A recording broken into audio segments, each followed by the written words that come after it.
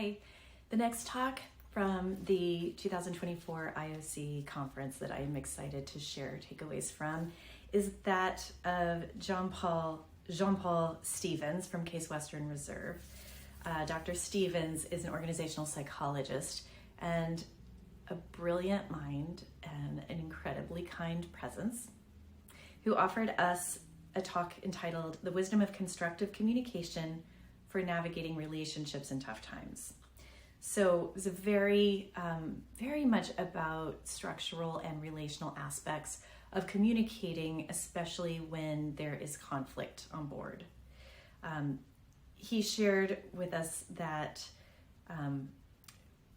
we are kind of practiced at this binary thinking, that the person across the table from us or the person with the opposing view or stance feels like a zero-sum game, like you're either a decent person or you're not. It's a little black and white, which leaves us building encampments rather than bridges. I loved the beauty of that phrase. It's not a step toward building a world of shared meaning and inclusive co-humanity, but that should be our goal, to build a world where we can remain human family even in heated, passionate, important disagreement. So it's not about denigrating the other, and it's not about capitulating. It's just about living in the space of gray, the spectrum between us that is paradoxically still a connection and a difference. So he brought us awareness of the analytic brain or neural network versus the empathic network.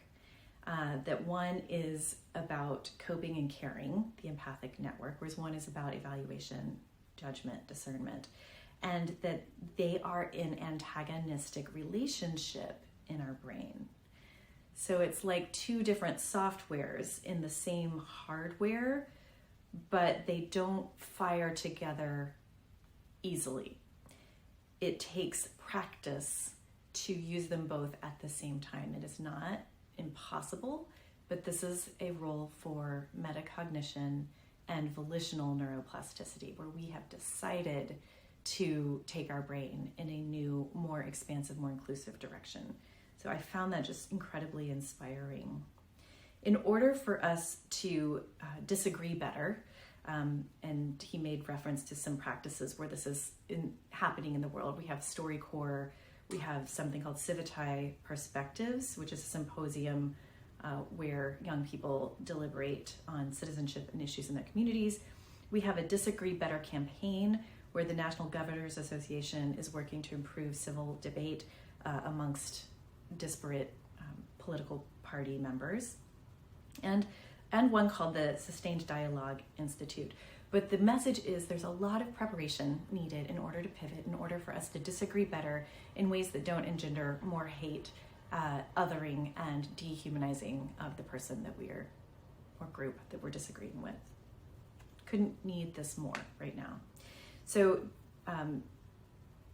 Jean-Paul, recommended Negotiating the Non-Negotiable, a book by Dan Shapiro, as a wonderful resource, as well as Beyond Reason. He says, when you come together to disagree intentionally or mindfully with someone, think and be aware of the emotional pain points and taboos that you are going to come up with your conversation partner. Prepare, in other words, don't just plunk down and let your activated brain run rampant. Don't let it go off leash. Important to think in your preparation about common goals and perspective taking.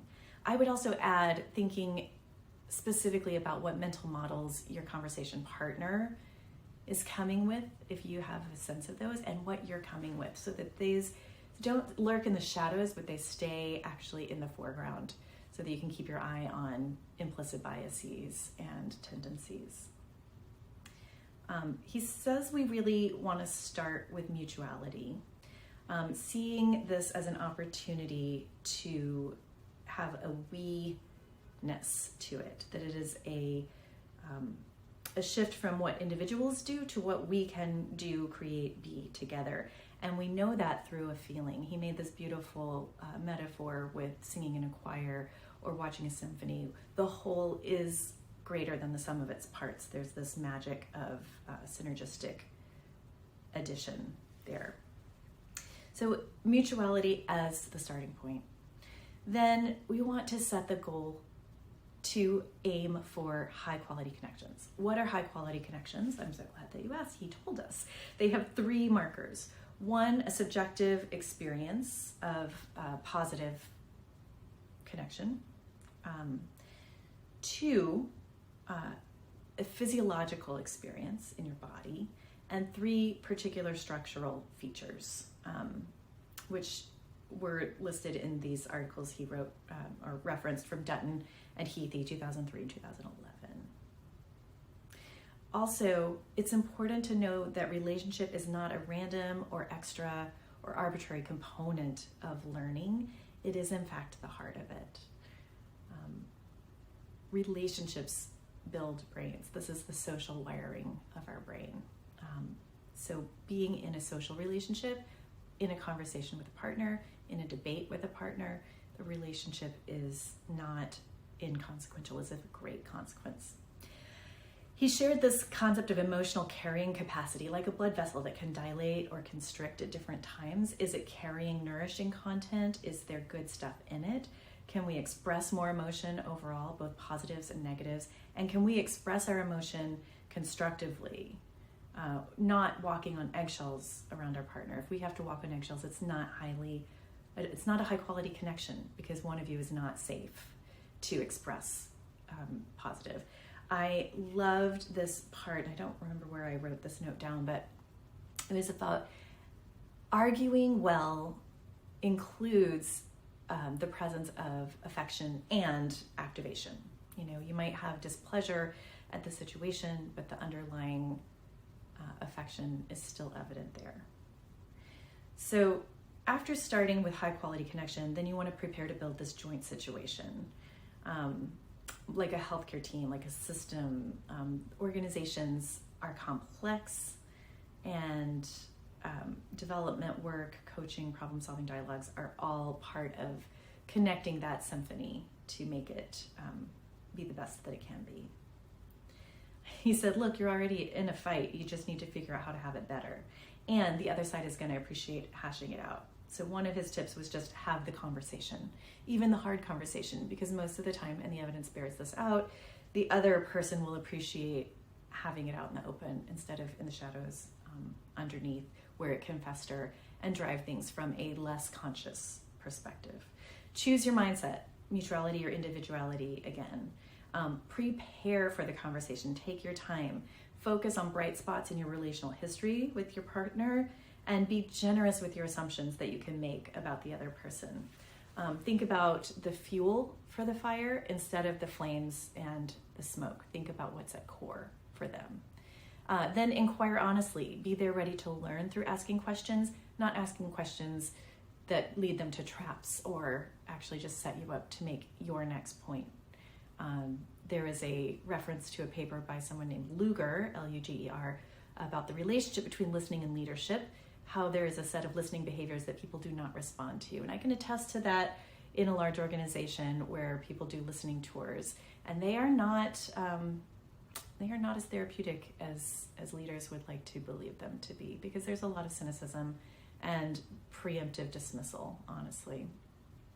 And one of the last tips was, if something offensive or very activating arises in this conversation or conflict, pivot to your felt experience. Actually reveal what you're feeling, and drop in and drop down so that you are slowing yourself down and tuning into the embodied awareness. There is wisdom in the body, and when we can actually slow down enough to listen to what our body is telling us, we may actually be able to bring something else up, forward, and out that is more connecting and less destructive.